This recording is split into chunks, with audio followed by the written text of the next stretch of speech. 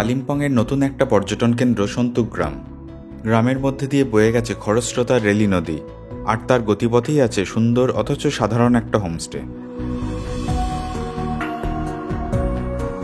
খাওয়া, ঘুম কিংবা অবসর সবসময় নদী এখানে সঙ্গী। নদীর এমন অবস্থানে হোমস্টে আমি অন্তত আগে দেখিনি। সঙ্গে এখানকার গ্রাম্য জীবনের অভিজ্ঞতা আর বর্ষাকালের পাহাড়, জঙ্গল, মেঘ, নদীর সৌন্দর্য। তাহলে শুরু থেকেই শুরু করা যাক।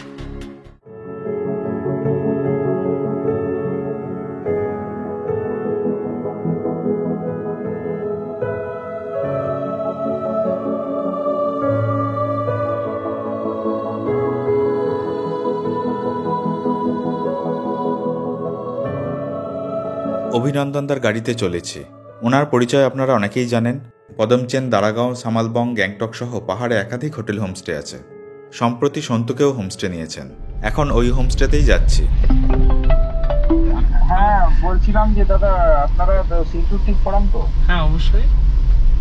হ্যাঁ, আপনার নামটা কি চেনা যায়? আপনি কি শান্তনু গাঙ্গুলির সাথে কোনো? একদম, শান্তনু দা তো আমার পাশেই বসে আছে। ওনার ভিডিও দেখে আমি অনেক জায়গায় গেছিলাম, মানে অনেক হোমস্টে। কালিম্পংয়ের পরে ডেলেও রাস্তাতে এই রেস্টুরেন্টটাতে এলাম। এখানে খুব ভালো ভালো খাবার পাওয়া যায়, স্বাদও ভালো। আচ্ছা,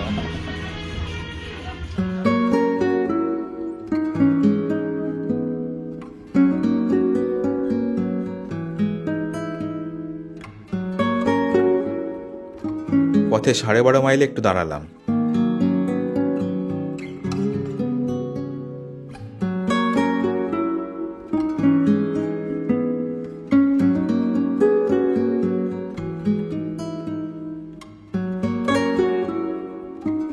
আজ রবিবার, আলগারাতে হাটের দিন।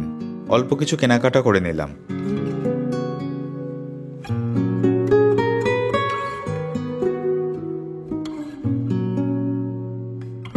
এই কালো সাবানগুলো গায়ে মাখা যায়, মাথায় দেওয়া যায়, আবার জামা কাপড়ও কাচা যায়।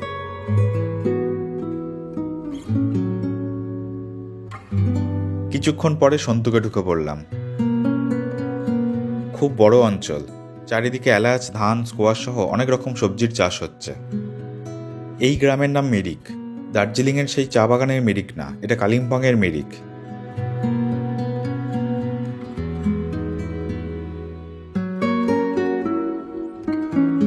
সুন্দর একটা চার্চের মধ্যে থেকে রবিবারের প্রার্থনার আওয়াজ ভেসে আসছে।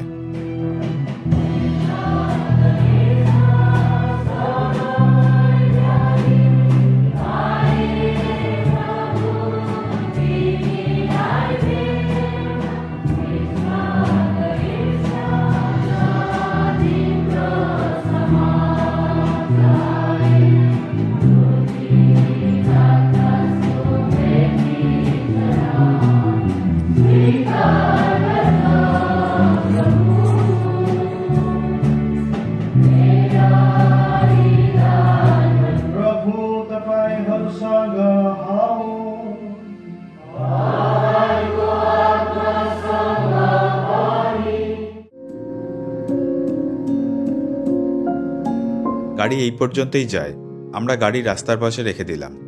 এরপর 500-600 মিটার হাঁটতে হবে। বড় গাড়ি হলে আরও নিচে পর্যন্ত যায়, কিন্তু এখন বর্ষাকাল হওয়ায় রাস্তা ভেঙে গেছে। হেঁটে 10-15 মিনিটের মতো সময় লাগে। পাহাড়ে এসে এইটুকু হাঁটা তো এমনিতেই হয়ে থাকে। লাগেজ নিতে হোমস্টে থেকে পাঠিয়েছেন। খালি হাতে ছবি তুলতে তুলতে এগোতে থাকলাম।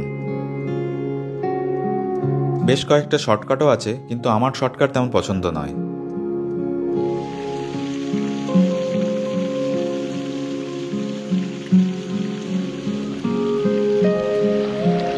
আর একটু যাওয়ার পর দেখলাম রাস্তাকেই নদী তার পথ বানিয়ে নিয়েছে।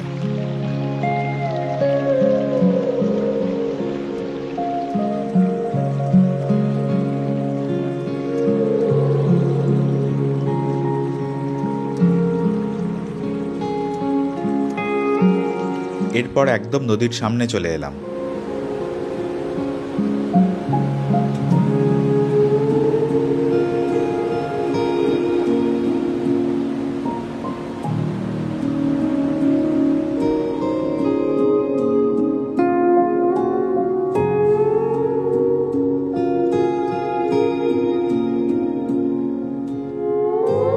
গাছপালার ফাঁক দিয়ে হোমস্টে দেখা গেল।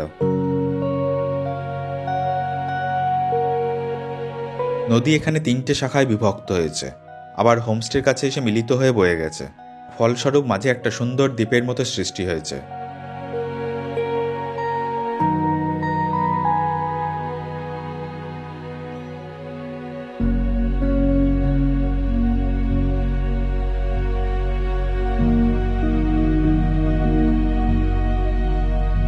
হোমস্টে বিশাল আকারের পাথরের ওপর তৈরি করা হয়েছে।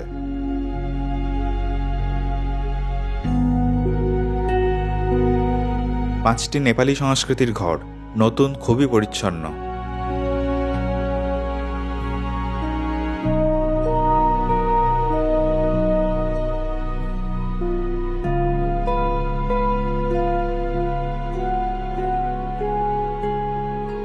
এই ঘরটায় দুদিকেই জানালা হয় আমার বেশি ভালো লাগলো। বিরাট জানালা দিয়ে নদীকে সবসময় উপভোগ করা যায়। দিনের বেলায় বাথরুমে আলো নিয়ে আসার ব্যবস্থাটা দারুণ।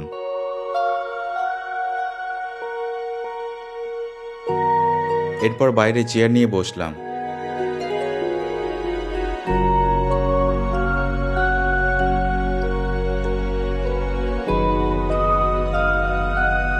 বর্ষাকালে সবুজ রং যেন অত্যাধিক হয়ে গেছে।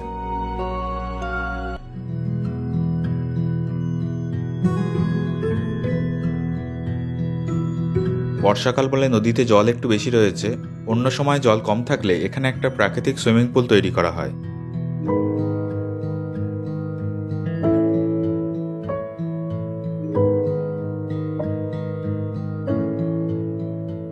হোমস্টের আতিথেয়তার দায়িত্বে আছেন এই বাড়ির লোকজনেরাই। হোমস্টের দিদির রান্না ভালোই লাগলো। এখন ইউটিউব দেখে দেখে কিছু বাঙালি পদ রান্না করার চেষ্টা করছেন, যেমন আজ করেছেন বেগুন বাহার। ভালোই, তবে এইসব করার অতটাও দরকার নেই।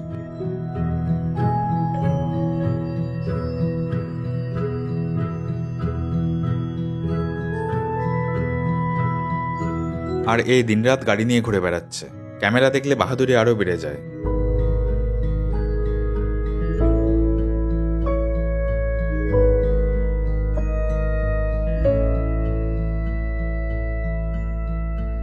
খাওয়ার পরে আশেপাশের জঙ্গলে ঘুরে বেড়াচ্ছিলাম।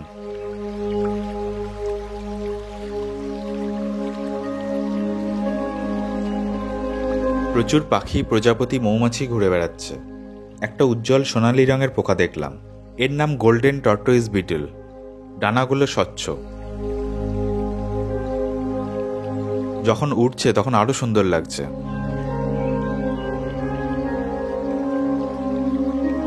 এখানে একটা ময়ূর ডিম পেড়েছে, অনেক দিন ধরেই আছে। দিদি ऐसा कर रहा है, मुर्गा का अंडा खुद ही रखा, बोल रहा है ये पिकॉक का है। कौन सा मुर्गी इतना बड़ा बड़ा अंडा देता है? अपने हाइब्रिड मुर्गी है। हाइब्रिड मुर्गी, एक मुर्गी का वेट है 10 किलो। उसको माँ नहीं आ रहा है, माँ छोड़कर चला गया। फिर नहीं आएगा। এইদিকে পাথরের ফাঁক দিয়ে নদীর একটা সরু ধারা বয়ে গেছে, অনেক মাছ রয়েছে দেখলাম। ক্যামেরা দেখে ঝাঁকে ঝাঁকে ছুটে এলো।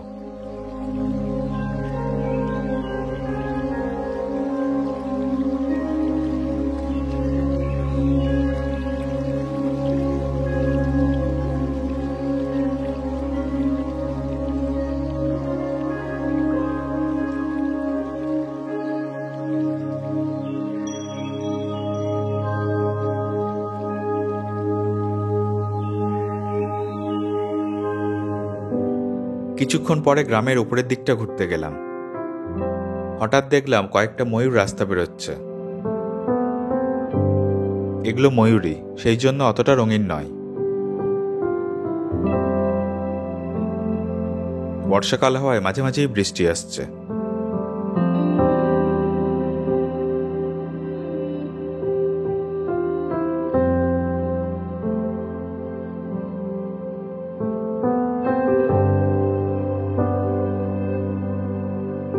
নিউ জলপাইগুড়ি থেকে এখানকার দূরত্ব 96 কিলোমিটারের মতো। বড় গাড়ির ভাড়া 4500 থেকে 5000 টাকা, ছোট গাড়ি 4000 টাকা। কালিম্পং থেকে গাড়ি ভাড়া 2000 থেকে 2500 টাকা। শেয়ার গাড়িতেও আসা যায় নিউ জলপাইগুড়ি থেকে কালিম্পং, কালিম্পং থেকে আলগাড়া, আলগাড়া থেকে সন্তুক পর্যন্ত গাড়ি রিজার্ভ করতেই হবে। 700 টাকার মতো ভাড়া পড়ে।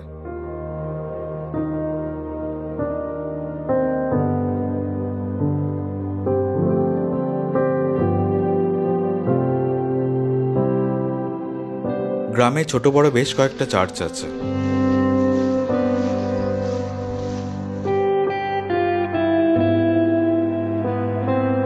এরপর গ্রামের নিচের দিকে গেলাম।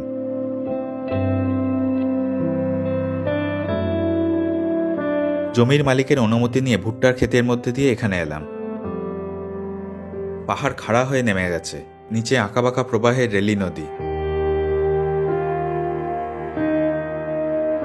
দূরে যে ব্রিজটা দেখা যাচ্ছে ওটাই বৃদ্দাঙের সেই বিখ্যাত ঝুলন্ত ব্রিজ। আর দেখা যাচ্ছে অসংখ্য সুন্দরী গ্রাম আর ঝর্ণা।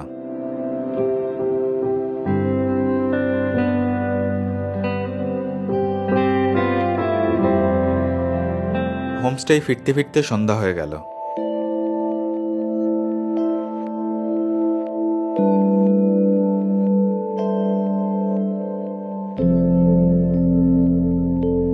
সন্ধ্যার স্ন্যাক্সে অতিরিক্ত কিছু দিয়ে চিকেনের প্রিপারেশন নিয়েছিলাম। এরপর প্রায়ান্ধকার রাত্রে নদীর শোভা দেখতে গেলাম।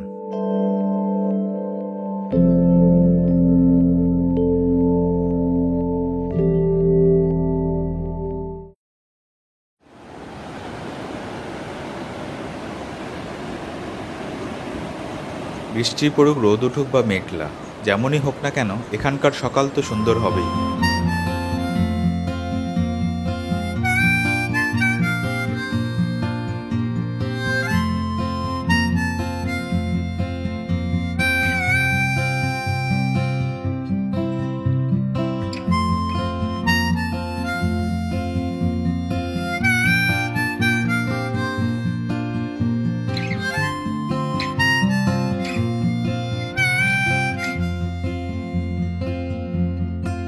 প্রচুর প্রজাপতি উড়ে বেড়াচ্ছে, কখনো কখনো গায়েও এসে বসছে।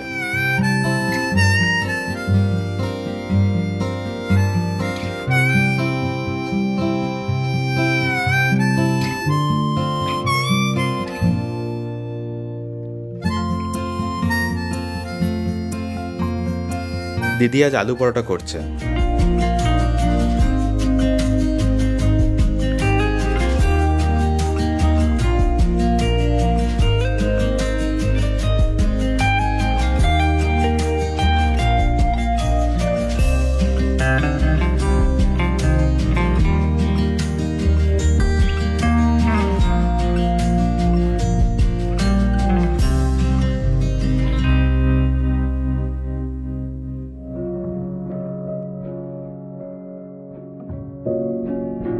অন্যান্য গ্রাম থেকে অনেকেই এখানে বেড়াতে আসেন, কেউ কেউ শখে মাছও ধরেন।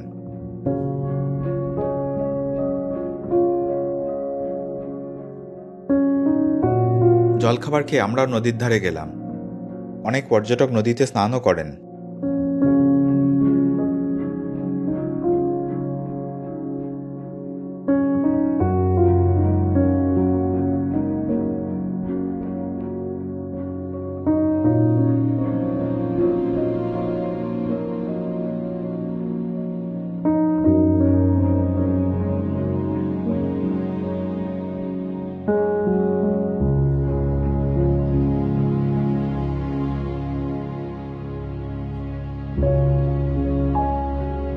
সন্তোক থেকে কাছাকাছির মধ্যে অনেক সুন্দর সুন্দর জায়গা আছে, যেমন লাভা, ঋষভ, কোলাখাম, ময়রুঙ্গাঁও, সামালবং, কাগে, কাশান ও আরও অনেক জায়গা। সন্তোক থেকে সিল্ক রুটও ঘুরে নেওয়া যায়। হোমস্টে বুকিং আর সিল্ক রুট প্যাকেজের জন্য এনার সাথে যোগাযোগ করতে পারেন।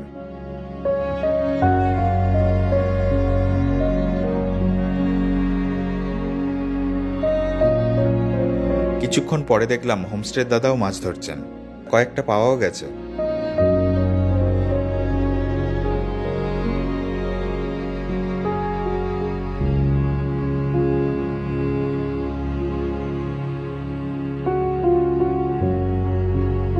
এই পাহাড়ে জঙ্গলের মধ্যে একটা গ্রাম আছে, রাস্তা নেই ঠিক মতো। তারা সন্তোকের রাস্তা ব্যবহারের জন্য এই বাঁশের সাঁকো তৈরি করেছেন।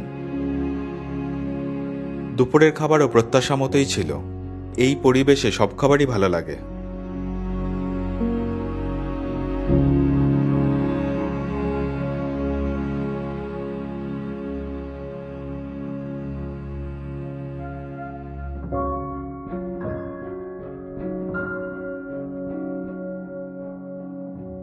বর্ষাকালে সন্ধ্যাবেলায় পাহাড়ি নদীতে এক ধরনের ব্যাঙ পাওয়া যায়। এখানকার ভাষায় পাহা খুবই সুস্বাদু আর ঔষধি গুণও আছে। প্রধানত পুরনো ব্যথা আর জ্বরে দারুণ কাজ দেয় শুনেছি। অনেকে পাহা শুকিয়েও রাখেন, পরে প্রয়োজনে হালকা ঝোল করে খান। আমরা যদিও ভাজাই খেলাম, সঙ্গে সকালে ধরা নদীর মাছও ছিল। পরের দিন এখান থেকে আবার একবার যাই সামালবং গ্রামে।